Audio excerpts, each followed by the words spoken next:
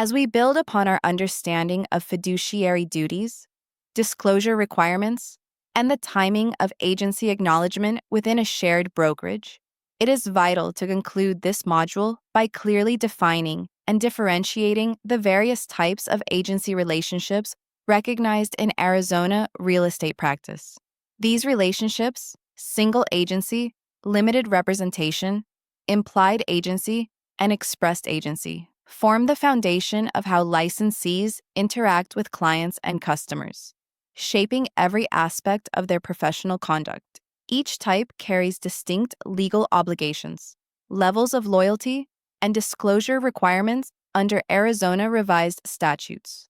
Section 32-2153, Commissioner's Rule R 4-2 8-1101, and supporting Arizona case law. The most traditional and straightforward form of representation is single agency. In a single agency relationship, a licensee represents only one party in a transaction, either the buyer or the seller, but never both.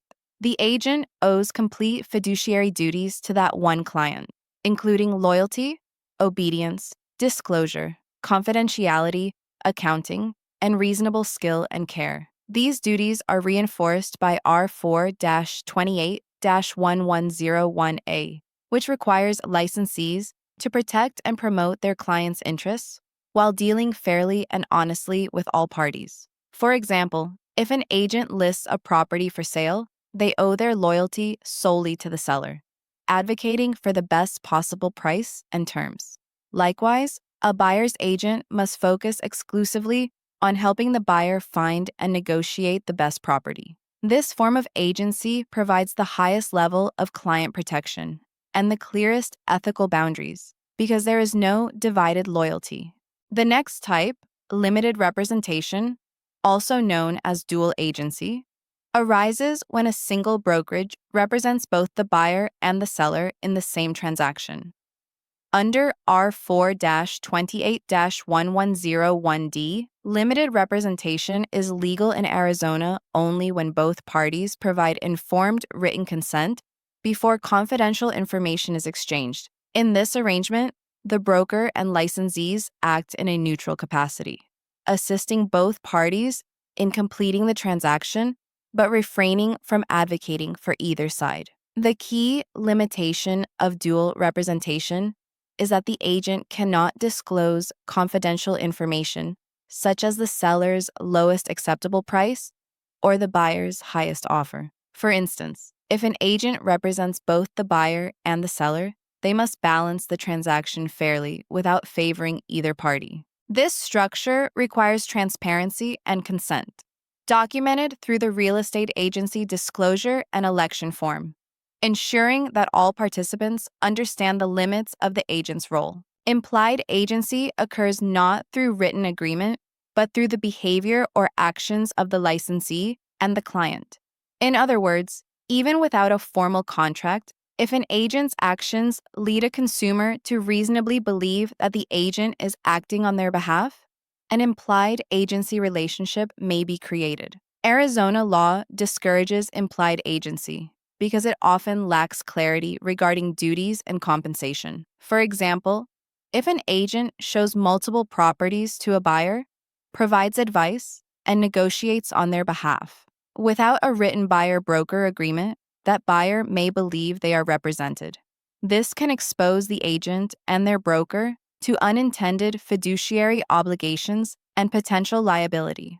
R4-28-1101F requires written agreements to establish agency relationships precisely to avoid the ambiguity and risk associated with implied agency. Courts have repeatedly found that implied agency can create serious conflicts, particularly when agents unintentionally create dual relationships without disclosure. In contrast, expressed agency, whether written or verbal, is formed through a clear, mutual agreement between the licensee and the client that defines the scope and terms of representation. In Arizona, however, real estate agency agreements must be in writing to be enforceable under the Statute of Frauds, ARS Section 44-101. Expressed agency typically takes the form of a listing agreement, buyer-broker employment agreement, or property management agreement.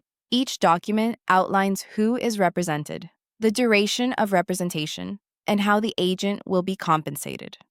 Expressed agency offers the greatest clarity for both clients and brokers because it defines expectations, protects against misunderstandings, and provides a legally binding record of the professional relationship. Understanding the distinctions between these agency types helps licensees maintain compliance, avoid unintentional violations, and uphold fiduciary integrity. For example, an agent working with both buyer and seller under limited representation must balance neutrality, while an agent under single agency must advocate exclusively for one side. Meanwhile, implied agency often leads to legal disputes because it lacks formal structure, whereas expressed agency provides the strongest legal foundation and transparency. Arizona courts and the ADRE consistently emphasize that disclosure and consent are the cornerstones of lawful agency relationships. The case of Barnes v. Lopez, 1985, reinforced that fiduciary duties cannot coexist with undisclosed or implied relationships, because doing so compromises loyalty and creates conflicts.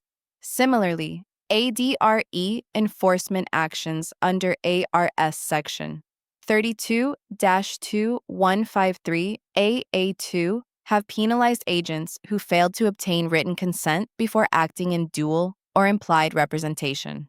Therefore, the timing, form, and documentation of agency creation are just as critical as the duties themselves. In practice, successful real estate professionals ensure that every client relationship is documented, that every party understands the scope of representation, and that no agent inadvertently assumes fiduciary duties without formal consent.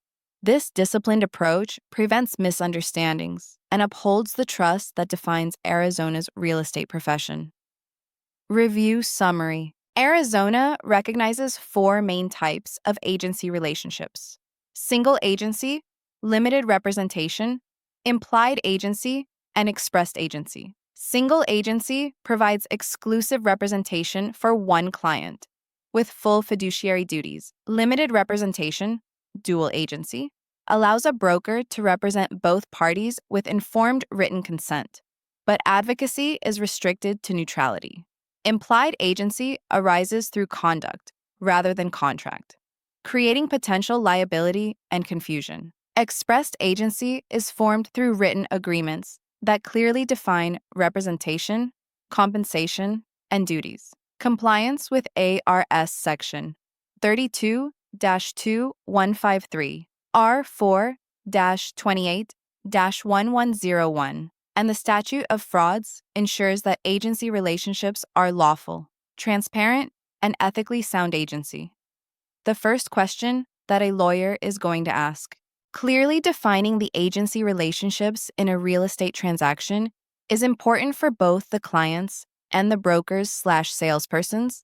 Brokers must be clear about who they represent in a transaction to determine what duties are owed to which party.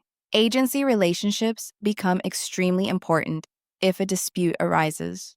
The first question that a lawyer will likely ask a broker when a claim is filed is, who did you represent?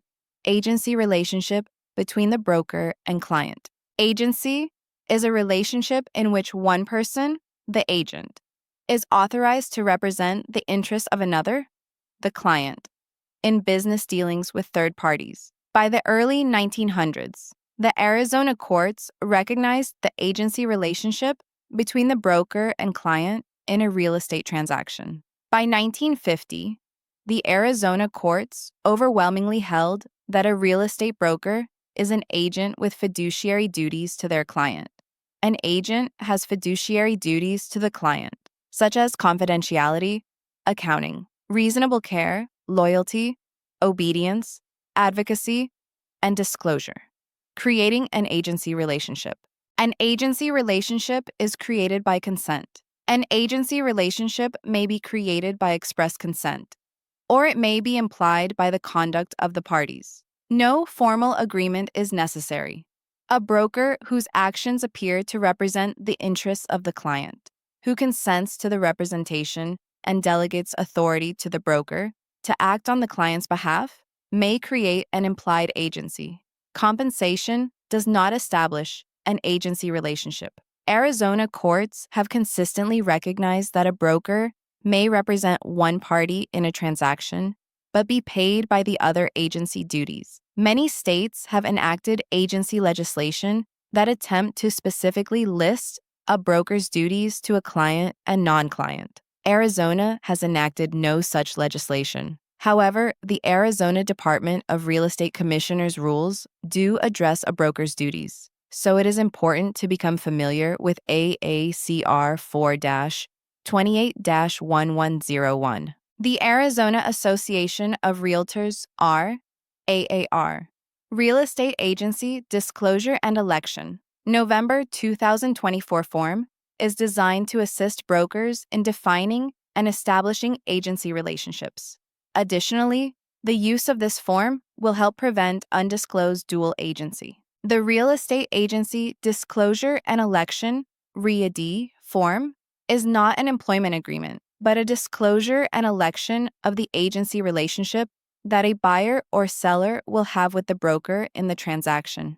As the READ form makes clear, regardless of whom the broker represents in the transaction, the broker will exercise reasonable skill and care in the performance of the broker's duties. Further, the broker is obligated to be honest and truthful to both parties and disclose all known facts that materially and adversely affect the consideration to be paid by any party. Additionally, the stigmatized property notice is included in the READE form to alert buyers that information regarding certain stigmatized property is not required to be disclosed. The READ form explains the fiduciary duties a broker owes when representing a buyer or seller exclusively, such as loyalty, obedience, disclosure, confidentiality, and accounting. The form also notifies the buyer or seller that the broker may represent others interested in buying or selling the same or similar properties. The READ form introduces the concept of dual agency, limited representation. The form discloses that in the case of dual agency, there will be conflicts, and that disclosure of confidential information will be made only with written authorization. Dual agency, limited representation. Dual agency, limited representation occurs when one broker individually or two salespeople within the same brokerage firm represent both the buyer and the seller in a real estate transaction. Dual agency is lawful with prior written consent. The AAR consent to limited representation. Consent. Agreement. November 2024 form should be used to obtain the consent of the parties in a dual agency situation. This form explains dual agency to the buyer and the seller.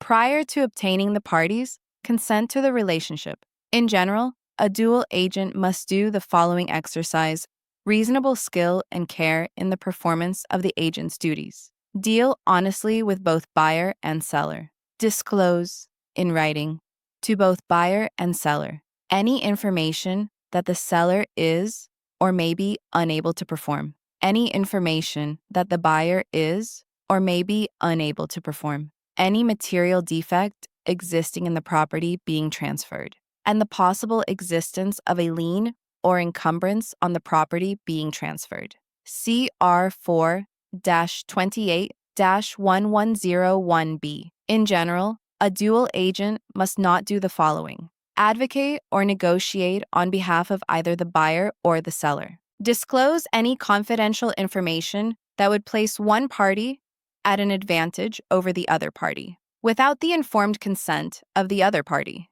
such as the buyer is willing to pay more than the price offered. The seller is willing to accept less than the listing price. A party will agree to financing terms other than those offered.